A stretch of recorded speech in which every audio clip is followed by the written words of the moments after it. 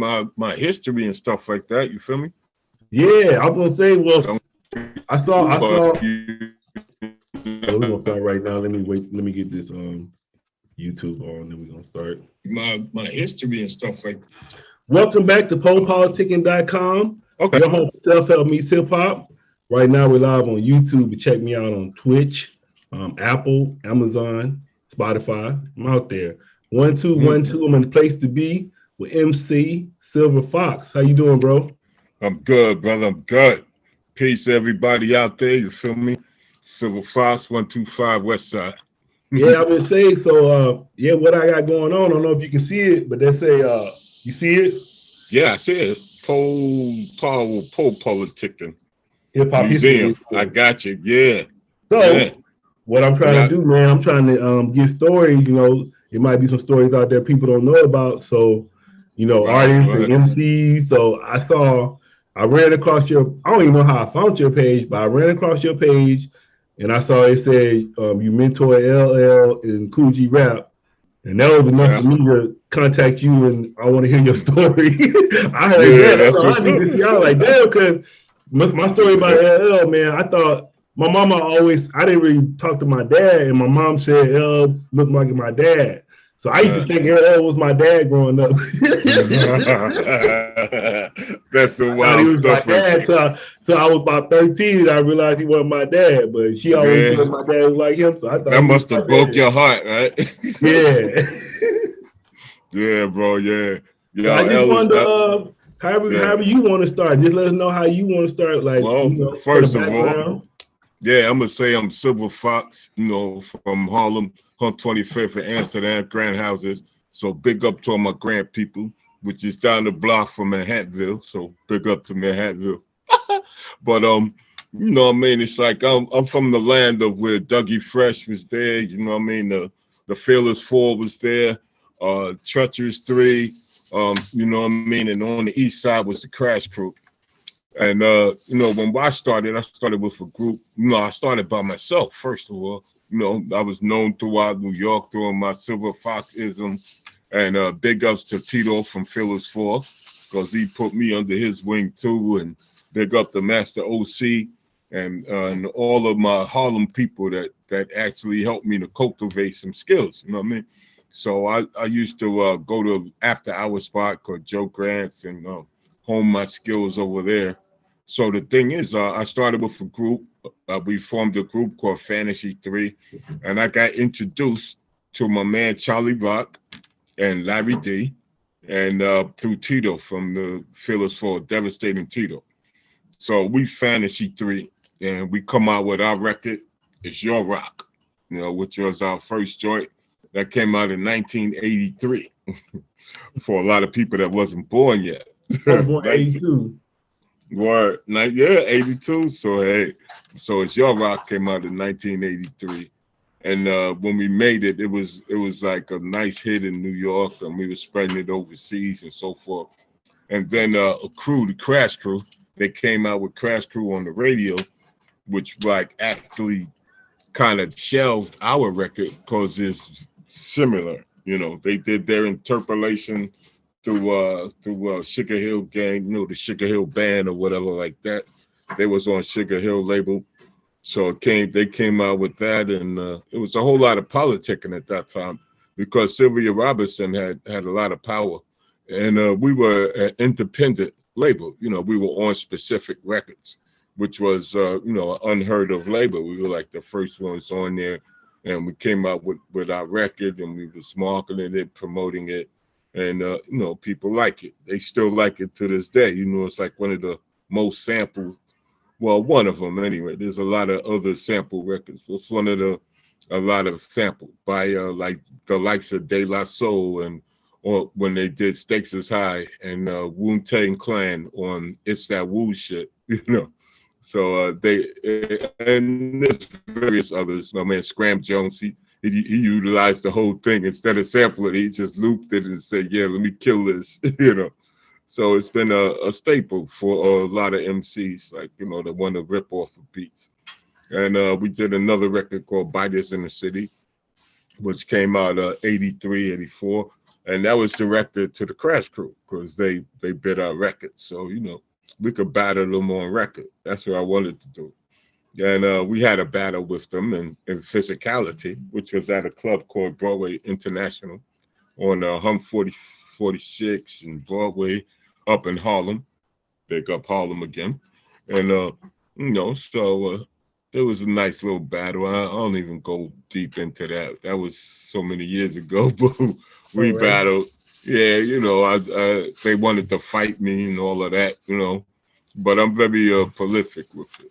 And during that time too, but that's when I had met Kool Rap, like before I even had Fantasy 3, because I started knowing Kool Rap from the After Hours spot that I was talking about, Joe Grant's. So we would battle each other. We would be like, boom, boom, and honing our skills off of each other, So he was a youngster. He was real young. So I was, a major, one of the influences to cultivate his style at a young age, where he wanted to be multi-syllabic and to rapid fire rhyme. And that was mostly what I was doing, because the DJ at that time, all the music was rapid, It was at that maybe 92 to the 120 BPMs, and everybody's like, what I mean? Mm-hmm. So it was rapid fire, and that's actually where that came from. And with LL, I met him in 1983. He came from Queens and came down to the office that we had on 134th. And I was there working in the office. So, we stayed. He came there. He was one that gets signed. And we had our address like right on the record itself. So, people could look at it and come to the record shop, come to the place where CCR Records is based at. So he came down there, and we had our little because L's like, he's the baddest. He was like 16, and he was very acute and very articulate.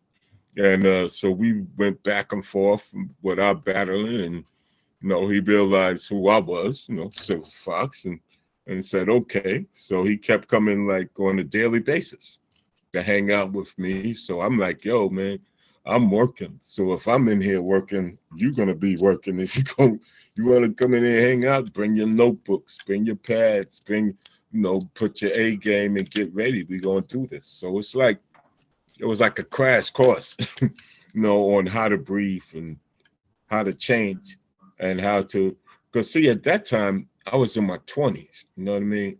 And the rap, like all the people that was out, like even with the old school, they call them old school, well, not old school, but people like Dana Dan and like not Dana Dan. Let's go back a little bit more. People like Curtis Blow, even with Flash in them, and even with Cold Crush Brothers, what I mean? They were older. They were more like in my generation, like an older crew. And with L being at 16 years old, his demographic would be different, because he's talking to 16, 15, he's talking to his teenage group. So that it had to be a time for that. Somebody's time had to be there. And it was just the stars were aligned for an LL. And I'm like, man, I wanted my label to sign him, CCL Records. By then we changed to CCL Records, which was our independent label also.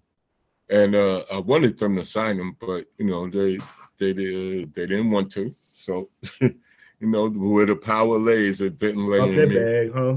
Yeah, hey, they dropped that bag big time. It was like, yo, what? And then from the first record, boom, and we was listening to Tila Rock Is Yours, and so that it's like the cadence, and he could articulate. And I'm like, well, you could do this, man. You know the English language. So, and it was like, that's where that I need a beat and a few demos, and then it was a whole cultivation of the style, like his early stuff, like I'm Bad and that Bristol Hotel and stuff. But those are all like easily you could feel a Fox influence on it. You know what I mean? But it's like as time goes on, also. He gets influenced by other people, like even EPMD and you know, so he even run DMC, and even, you know, he takes all of those and cultivates it and make it his, you know. And I love him for his reinvention of self. He actually reinvented himself like 5 times through each generation, matter of fact. So that's like every 5 years there was another LL. You know, yeah, it was deep. So, you know, so that's my thing. And we did another record with CCL Records called Summer, and we backed with the Buck Stops Here before our group disbanded. You know, and that's with Charlie Rock, my man Charlie Rock, and my dude Larry D.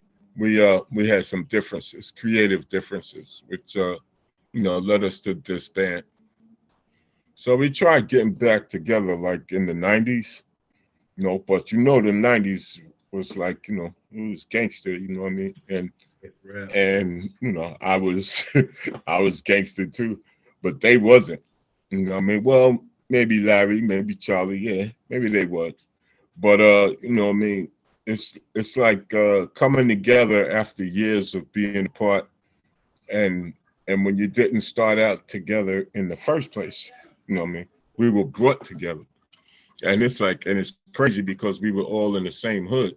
You know, we all lived in the same area, but never, you know, never came together or talked with each other before Tito brought us together, you know. So that's like different, you know, we had different viewpoints. Like I would want to go to Disco Fever and they want to go to the front house or to you know, where everybody's and I'm like, nah, man, I wanna be like, this is hip hop, man. You gotta get into some hip hop. And you know, like Charlie Rock, I mean, he's doing some great music. He just does freestyle music. And he's been doing they worked with Giggles. There's a few others, and he's doing his promotion, Charlie Rock Promotions, and he's got the freestyle artists in there, the legends of freestyle. You know, he's living in Miami, so you know, I big up Charlie because you know he's doing this thing. But and I'm doing my. So I have my music I'm working with right now. I was working with a lot of different producers. Um, Also in Atlantic City when I stopped with when I left out of Fantasy 3. But I got so much history, man, it's gonna take a minute. when I left for Fantasy 3, I went to Atlantic City and I was out there since from like 86 to 2013. And over there, I got into a lot of hip hop, the Atlantic City scene, because once they found out who I was and what I was doing, and once I started spitting, it was like, you know, we all gravitate to each other when it come to bars, you know. So I have a big home base in Atlantic City, and I like to big up some people like my man Mike Nitty. He's out there doing his thing with, you know, with Blackboard Records. Gotta keep remembering Blackboard Records. You know what I mean? My man Shep Love is out there. Rest in peace to Mike Black. You know what I mean? And my man Mandela.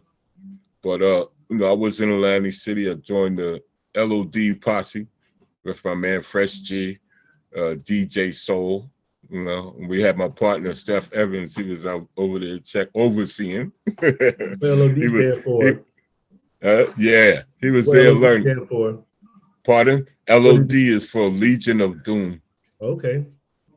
So we were the LOD posse, and this was in Atlantic City. And with LOD posse, it was more or less DJ Soul had a nice little Macintosh or whichever, and he just jury rigged speakers, and I just love hip hop so much that the beats he created, it was so real and so raw that I had to throw vocals on it. And we have a few tracks that we did that, you know, started floating through Atlantic City, which was good. And then I joined another crew called the All Powerful Jam Masters. It was with 2 DJs too, DJ Dante, my man Dante Edmonds, and with Herbie Myers. And Herbie, my man Herb, and Herbie, they were the DJs. We had dancers, we had speakers, we had Mr. Wave, had Ship Love, we had a bunch of dancers, and we were all powerful. But you know, we had all of that because it was covering up where the money came from. You know what I mean? So it's like it was just the '90s, so we was doing our thing. So and with them, we I had fun with them. It was me. I was only MC really, and but then I went to the Enterprise, which was a crew like Shay Drastic was the founder of the Enterprise, and they actually opened up the doors to me because they were a bunch of young guys. You know what I mean? Like the team, the young cats tend to gravitate toward me. You know what I mean? Like, because I relate and I've been there, done that, and boom, and I got bars and I talk, talk life and then my syncopation, my burner. It's like, yeah, like I'm not sticking to some sympathetic cadence or just being, the regular. You know what I mean? I can't see me. But so they gravitate to me. I got a good with the Enterprise, it was my man Big Doc. Me and Big Doc, we got together and stuff, did some stuff. So there was a crew called Trade Deep that was part of the Enterprise, DA Enterprise. There was Trade Deep, there was Self-Contained, there was Big D, my man Ray's, can't forget Ray's, who was Rich Young Fly right now. He changed his name from Ray's to Rich Young Fly. That's dope. There was my man Shay Drastic was the founder. And me, I'm the old school representative. You know what I mean? So it was big fun, and we did our thing. And the thing is that's when we started doing records. Like we started manufacturing our stuff, putting it on cassette tape, putting it on CDs, you know what I mean, and putting it into the stores. Like a couple of stores that was in Atlantic City, there was a record shop, Crown Records. They would carry the tapes from local artists, So if we could record them and manufacture them and put them, put some paper on it, make it look professional, they'll put it in the store, and we could tell people where to get it from. So back then, Atlantic City was really, populated. There was a place called Six Beds, which they called it Six Beds because it had 6 bedrooms. All the apartments had 6 bedrooms. There was Pitney Village. Pitney Village was kind of big too. There was VAC, which was called Virginia Avenue Courts. Now, all of these were like, the projects, you feel me? And this is in Atlantic City. Then it was Backmurrow, right, which is off toward the marina. Then there's Uptown, where all the, a lot of cats live uptown, the Puerto Ricans, et cetera, et cetera. It was populated enough where we could sell the materials. We could put it in the store, and then we could go right throughout the hood and every project playing it on the radio, and ask people if they want to buy it. So it's like, it was mad easy. And so we sold like about 13,000 just in Atlantic City. You know what I mean? Then it branched out like Philadelphia. There was cats that came from Philly because we're in the tri-state area. So there's cats that came from Philly and they was taking it back to Philly. But of course things get bootlegged, So they're gonna take the tape, make a copy of it, and start selling it themselves. But I'm good with it because if the cars are bumping our sound, then we good. So it was made. It was with me and my man Big Dot, and we called it the New Millennium album because it came out in 2000. Okay. And yeah, which was dope. So 2000 that came out, 1999. You know what I mean? Then I left Atlantic City, and I went down south. I went to Georgia. So I'm out there in Savannah, Georgia. Oh, also in Atlantic City. When I was first in Atlantic City, I was being a chef. I was cooking in the casinos. So that's where, my man G Rap was like, last he heard of me, I was a chef. Like, yeah. When they come through Atlantic City, because Atlantic City had the convention centers, this and that. So I always would show up, be like blah blah, and what you doing, Fox? Man, yo, I'm cooking over here. I'm a chef, man. Got time, So yeah. So I went to because rap wasn't paying me. You know, I was doing my little hustle. It was good. I went to Georgia, and I became I studied in Walgreens rather, to be an assistant manager for a Walgreens store. However, you know, we are in the South, and I am a New Yorker, so it's like, okay, they didn't want me in Walgreens, so we found ways to get me out of there. Then started working. I was saying they probably like, shit, we ain't finna let him come out here and take our money. Yeah, they're like, you know, I'm a black man, you know what I'm saying? It's like, you know, and plus I got attitude. I still got my New York attitude with me. So, you know, I take that down south, and then they say something like, yo, he high stepping. Like, you know, like I'm too proud or whatever. Exactly. But I'm not saying that this for everybody down south. You know what I'm saying? I got family down there. And you was like, would you like Eddie Murphy on Life? I could have been. Shoot, I know where the prison's at. And I've been through there too. I seen people had stripes, boy. They was digging, man. They was digging white uniform. Yeah, they still got them doing that shit out there, bro. For real. Yeah, man. I have family out there in there. It's real tough. And I was driving, I was working for Aramar, the uniform service, and I'm driving on through Georgia, and I saw a bale of cotton. I was like, what? I seen a cotton field. I had to walk over to the cotton field and actually take a bulb off of it. Speaking of that, did you hear what Mano said? What they talking about Mano said in the podcast? Mano in the podcast? Nah. This fool said when he has sex with white women, he likes to play a role like he a runaway slave. So that means in real life he a runaway slave.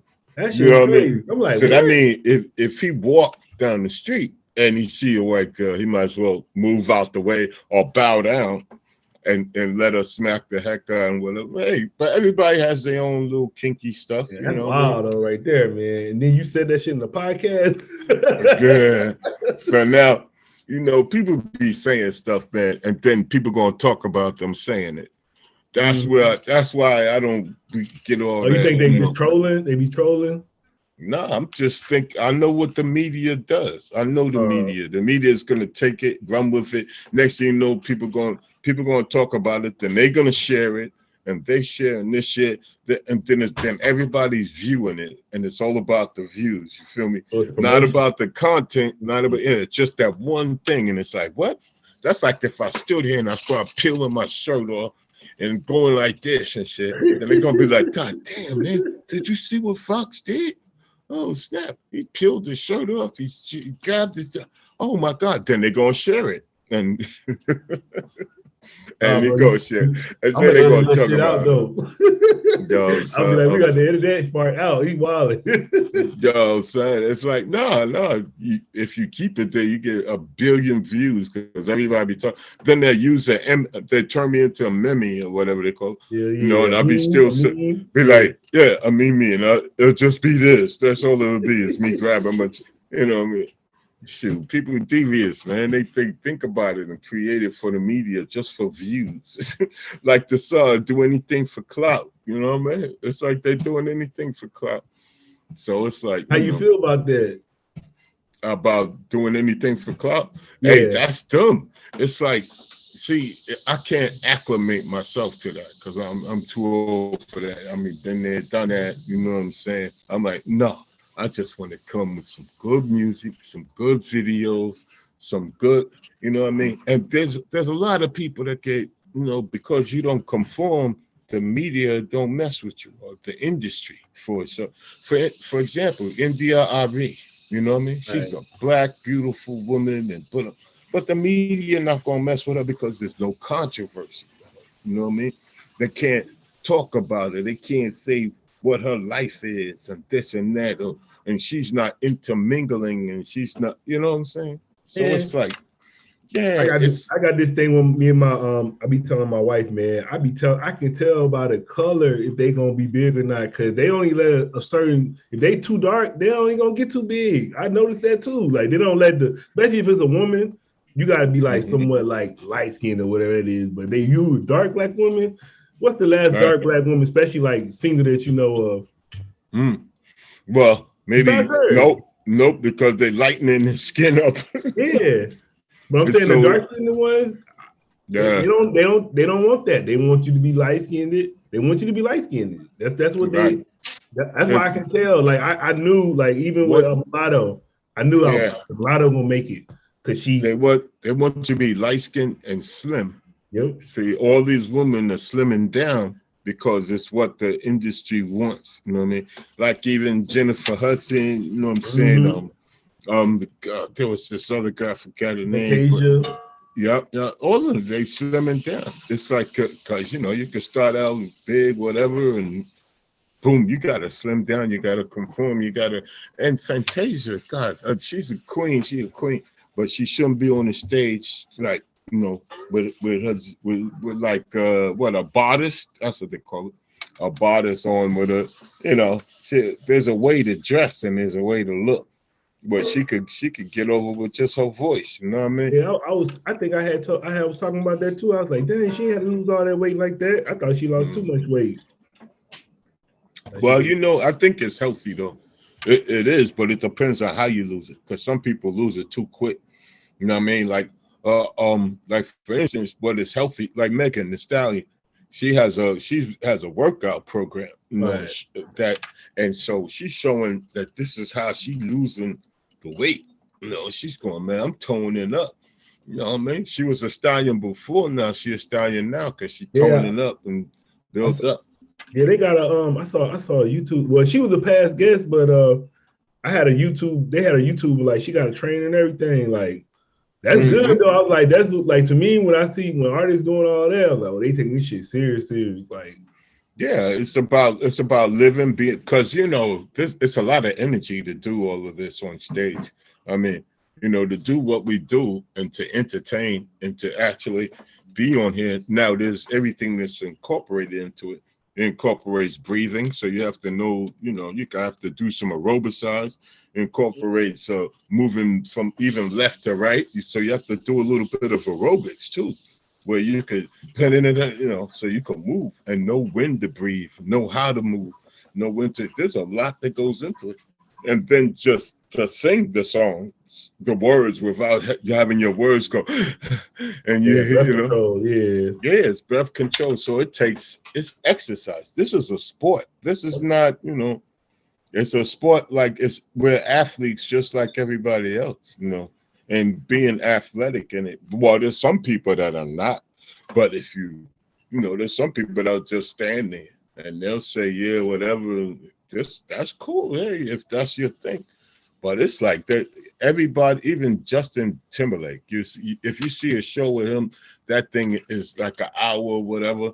He's doing all these songs this time where you got to breathe. You got to know when to play on the piano, because all the time it's looking easy, but he's breathing. And he's, he's sweating. His body was moving. He's going to sit down for a minute because he had the piano. Now you can sit down because you've been on your leg. It's like, man, there's a lot to it. And those that condition themselves will actually make it through that, At least that's my opinion. Like even LL Cool J, I mean, he's still doing shows. He always been on the health pill since day one, pretty much. Yeah, so he knows how to breathe. He knows where to breathe at and how to extend it, and know when to let the music play for a second. So you can stand there and just, you know what I mean? It'd be like Michael Jackson. Mike be just standing still, but all he's doing is breathing. They taking pictures and screaming. He's like, yeah, bad. I'm catching my breath. And you know what I mean? So it is what it is. But yeah. I was gonna ask you about, so how you feel from where hip hop started to where it is now? Like, I like it.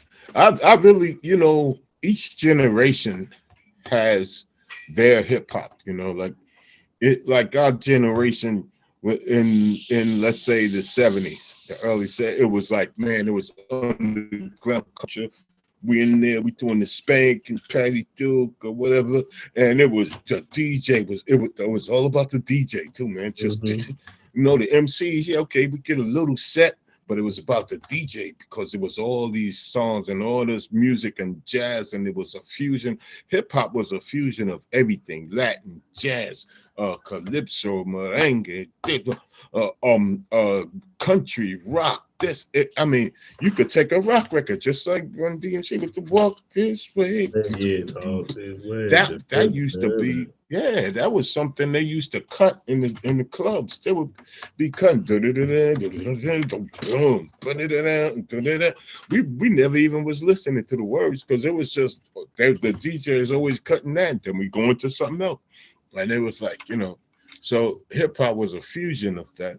And then when it came to like each era, like the 80s, it was like, you know, storytelling and we're you know, we're conscious about, you know, self-consciousness, that like X-Clan and Public Enemy and Poor Righteous Teachers. And you know, I mean, there was a lot of that with Queen Latifah and Moni Love, where it was Afrocentric, like Kim Shabazz, you know, all of that. Chill Rob G, you know, Got the Power, you know, all that Flavor Unit. Those are my peoples.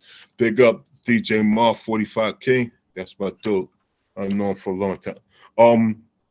The thing, and then when it came to the 90s, you know, it was changing because it was a crack era, you know, also. So now it was like, yo, people that didn't have money, they had money. What you gonna do with your money? Yo, man, let's build a studio on the crib. How you gonna do that? Man, I'm gonna build a big one like this. And Dre had one. Easy was hustling, so he boom, put it together. And next thing you know, Dre's recording on the West Coast. That a lot of stuff changed because now we got some Southern hip hop that was being exposed to us. We got the West Coast hip hop, you know what I mean? We got New York, and then New York thinking that we own it or something, you know, acting like it was ours. Like, man, this our hip hop, man. Leave it alone, you know. But so with that had the animosity on New York, you know, like, yo, man, these cats, man, we ain't gonna care about them. We're gonna do what we gotta do. It made them hungry. Even the South, it made them hungry, you know. And then we go further, and there's the advent of new technology, you know, with the instead of being analog or instead of being, now it's all digitalized. You could do things digitally, and studios became smaller, where you could do something on something that's right here on your desk, and this yeah, look, the studios became smaller. Yeah, huh? yeah. Well, I got one of them things. This got bigger, but a phone. Picture that, man. I had a phone when it was a suitcase. You know, one of them big old suitcases, and it had the real phone that you could put it to your ear, and it had a cord attached to the suitcase and a big antenna coming up.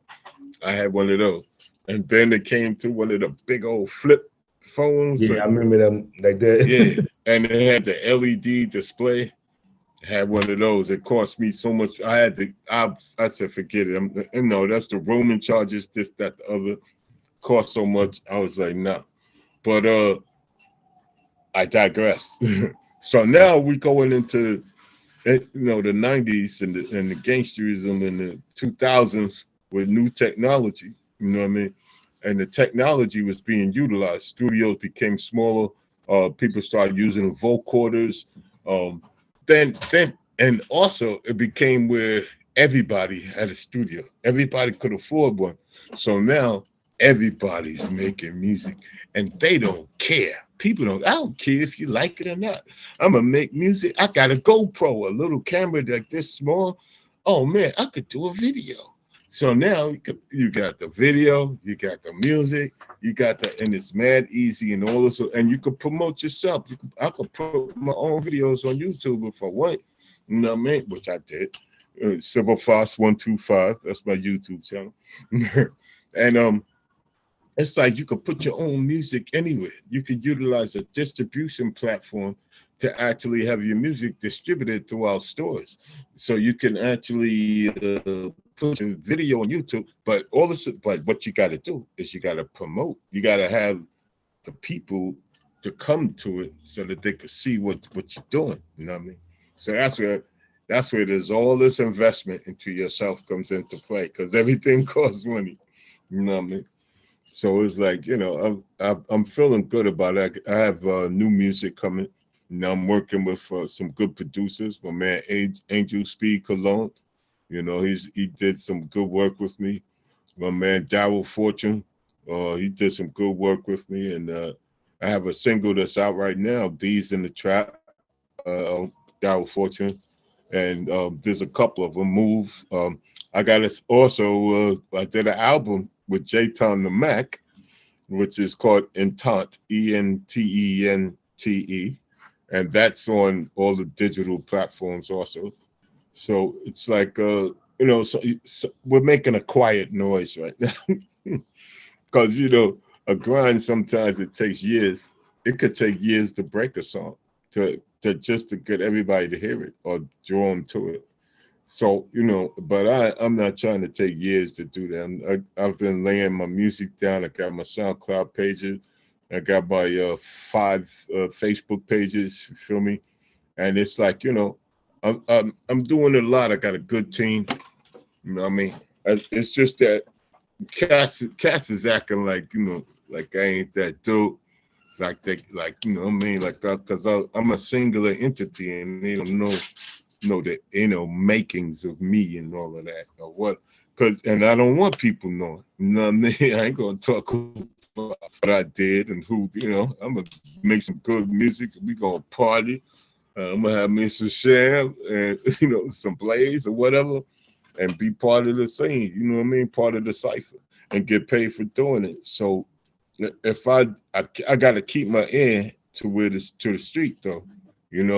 So that's where this hip hop comes into play. But then I figure, I'm going back to that. So I figure, what's my demographic anyway? Who are the people that I'm talking to? And I'm not talking to 14 and 15-year-olds and 16-year-olds. You know what I mean? If you like it, okay, that's all well and good. But I mean, like, I'm trying to talk to some grown people, man, that's grown, that's going to do their things. And then if I need to throw bars, I have another distributor where I could throw bars and throw it out in the street. Like, here, feed them. I'll feed them some, here. Because the dogs is hungry. I know. The dogs is hungry. I got dogs in Atlantic City. They like, yo, fast, man, fast. And my people's up in Savannah, Georgia, and my people's in Utah. I mean, I got people in places. Matter of fact, where we left off, I was living in Georgia. And then I moved to California. So now I'm out in Cali, and one of my boys from Jersey was out in LA. I moved to San Diego, California. So, which is what is seen on one of my music pages. Because, so that's like a nice home front, and they give me love there. So I stay on the top, I keep climbing on charts up in there, because I got my people that's going to pay attention and listen to the music. So living in California, I got in touch with my people's J-Town the Man, yeah. And I was introduced to him through my man Kid Sadistic. We call him Kid Sadistic, but his name is Chandler Dorney. And rest in peace to my man Chandler.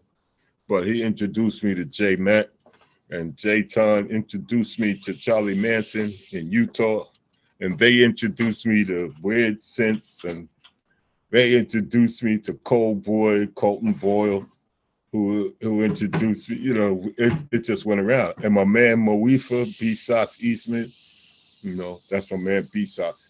And there's my dude from Street Def, Ike, Isaac Cook. And, he was the founder of Street Def, which is where Moifa was from. He's a representing Street Def. So they had Elephant Records and also, Elephant Clothing Store. So Isaac, he actually got me out there to do a show at a club that he owns called Legends. It was Legends Billiards.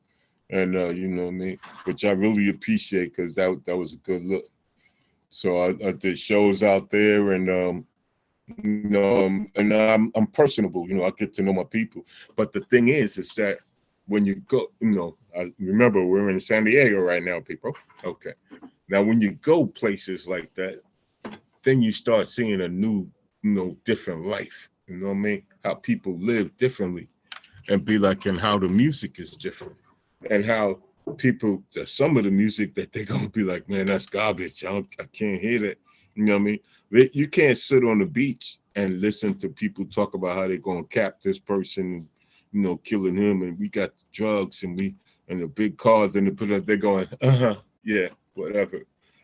We got the sun, we got the ocean, we got the mountains, and and their music in San Diego, because there's a culture there too.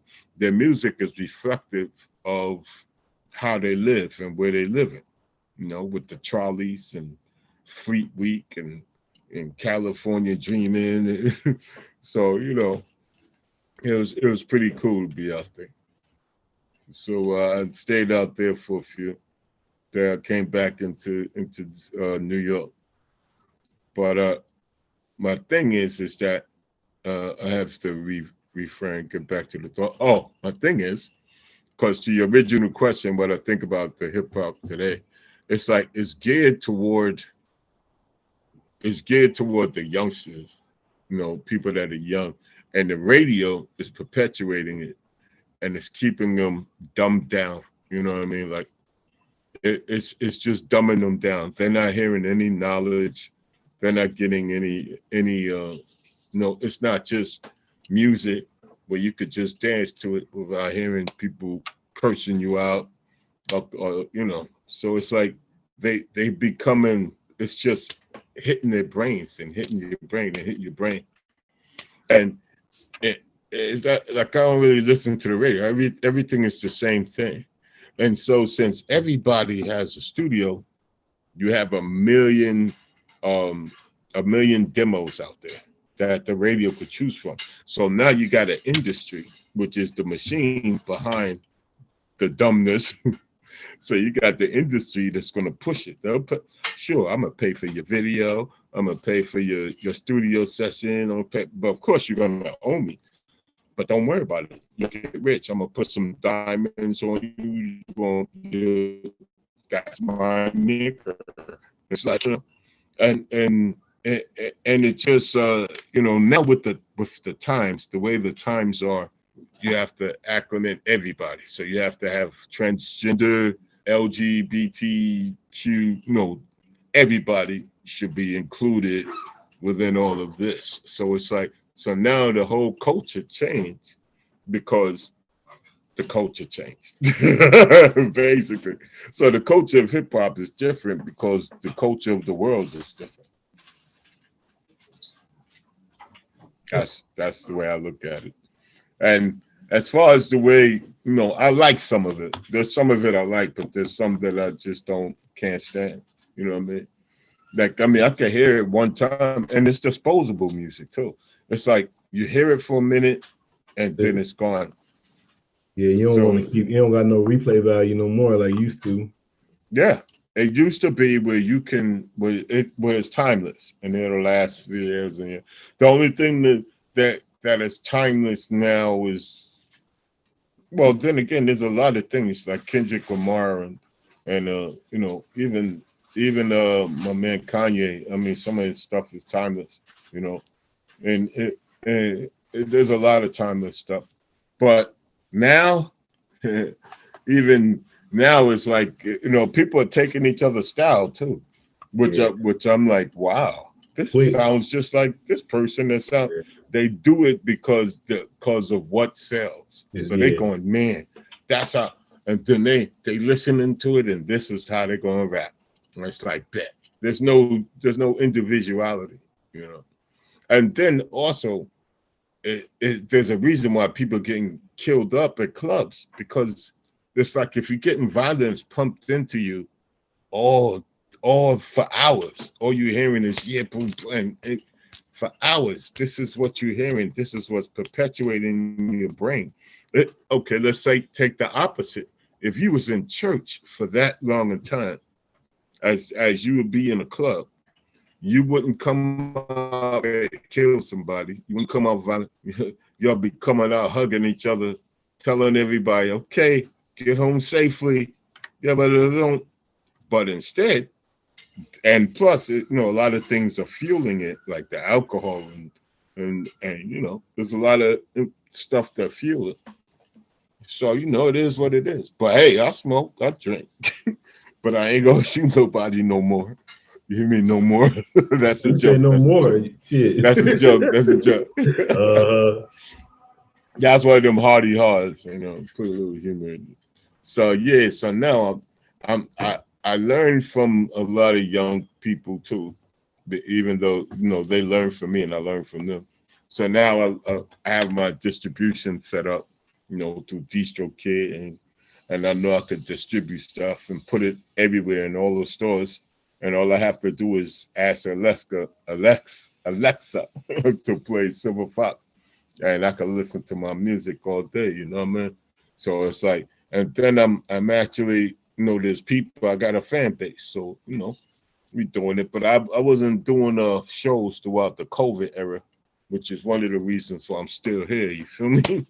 So I kept away from people, and I know a lot of people that had COVID, got over COVID. There's people that died from COVID. You know what I mean? Rest in peace for my man DJ Lance. You know, and the people that had COVID. I mean, you know, I seen somebody have COVID, and then the next day they take, you know, a couple of days later, they take a picture of them in the kitchen without a mask on, talking about, come on, get something to eat. I'm like, fuck out of here. You killing, they just killing each other, boy. So, you know, and even now, because the mask mandate, now I'm on another subject. Even now, because the mask mandate was lifted here in New York, then there were more cases. Then they had to say, okay, you have to put your mask back on because people, you know, because there's more cases. See, they're just trying to change the economy. Yeah, but man, I could go on about that. But it's economics. It's just about. Did you take the vaccine? No. You didn't get COVID or anything? Nope, didn't, because I stayed away from people. But I was tested, and my lady's a nurse, and it's like, you know what I mean, tested. So it's like, you know, if she don't have it, I don't have